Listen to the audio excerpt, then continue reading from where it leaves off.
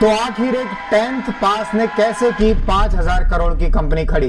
90 रुपए महीने से अपने करियर की शुरुआत करने वाले शख्स को अगर 4,000 करोड़ की ऑफर मिले और वो ठुकरा दे तो आप क्या कहेंगे? अपने प्रोडक्ट पर विश्वास, अपने व्यवहार पर भरोसा, बस इन दो चीजों पर खड़ी की इतनी बड़ी कंपनी।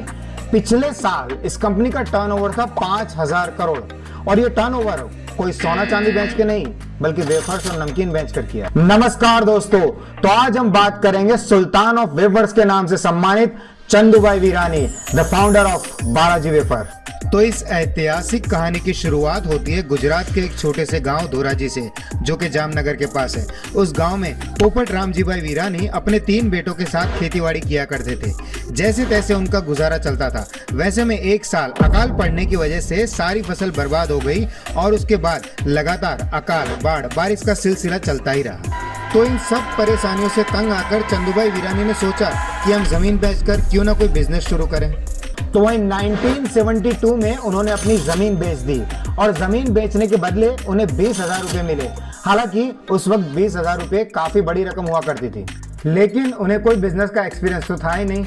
हाँ, लेकिन उन्हें खाद इक्विपमेंट का नॉलेज था, तो उसी के चलते उन्होंने उसी का बिजनेस शुरू किया। जैसे तैसे करके उन्होंने 2-3 साल तक बिजनेस चलाया। 2-3 साल बाद जो पैसे थे वो भी खत्म हो गए। तो अब करे तो क्या करे, कुछ भी करके गुजारा तो करना ही था। तो इसी के चलते चंदूभाई चले गए राजकोट। उस वक्त उनकी उम्र केवल 15 साल की थी। वहां जाकर उन्होंने एक थिएटर में नौकरी की। थिएटर का नाम था एस्ट्रो सिनेमा। वहां भी चंदूभाई बड़ी लगन से काम किया करते थे। कोई भी छोटा मोटा काम भी बड़ी शिद्दत से किया करते थे। इनकी मेहनत को देखकर थिएटर के ऑनर्स ने सोचा कि थिएटर की कैंटीन का ठेका इनको दिया जाए। अब कैंटीन का ठेका तो इन्होंने ले लिया, लेकिन वहां पर बेचे तो क्या बेचे। तभी चंदूभाई को सैंडविच बेचने का आइडिया आया। अब सैंडविच की बिक्री भी अच्छी होने लगी। लेकिन दिक्कत वहां पर आई कि 100 में से 80 सैंडविच वो बेच दिया करते थे, लेकिन वो 80 सैंडविच का प्रॉफिट बची हुई 20 सैंडविच में चला जाता था। और इस हर रोज के नुकसान से चंदूभाई काफी परेशान रहने लगे और वो सोचने लगे कि आखिर ऐसा तो क्या बेचा जाए जो काफी लंबे दिनों तक चले, खराब भी ना हो और लोगों को पसंद भी आए। और तब जाकर उन्हें पोटैटो वेफर्स बेचने का आइडिया आया। पोटैटो वेफर्स वो नजदीक के वेंडर से लिया करते थे और सेल किया करते थे, लेकिन कुछ दिनों बाद उनमें भी दिक्कत आने लगी, क्योंकि वेंडर डिलीवरी टाइम से नहीं किया करते थे और टूटे फूटे वेफर सप्लाई किया करते थे। और घर पर ही वेफर बनाने की वजह से चंदूभाई क्वालिटी पर भी ध्यान दिया करते थे और क्वालिटी अच्छी होने की वजह से बहुत ही जल्द मार्केट में उनके वेफर्स की डिमांड बढ़ चुकी थी। वहीं इनकी पोटैटो वेफर्स की लोकप्रियता को देखकर थिएटर ऑनर्स ने सोचा कि चंदूभाई के साथ पार्टनरशिप कर ली जाए। जल्दी यह 3 अलग अलग थिएटर की कैंटीन को भी चलाने लगे। अब बिजनेस बढ़ा तो उसके साथ साथ वेफर्स का टर्नओवर भी बढ़ा।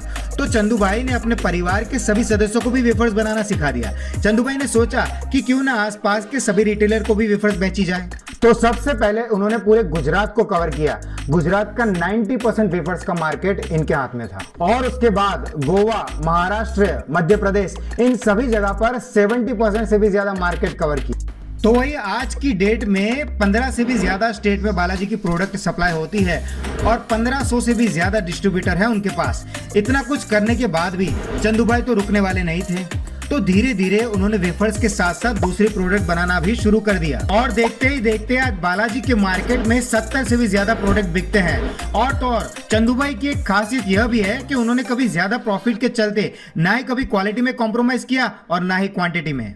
आज भी अगर आप बालाजी वेफर्स की 10 रुपए की कोई भी प्रोडक्ट खरीदते हो तो 78% तो उसमें मटेरियल कॉस्ट होती है। तो दोस्तों, ऐसे ही मजेदार और इंटरेस्टिंग वीडियो के लिए चैनल को सब्सक्राइब जरूर करें।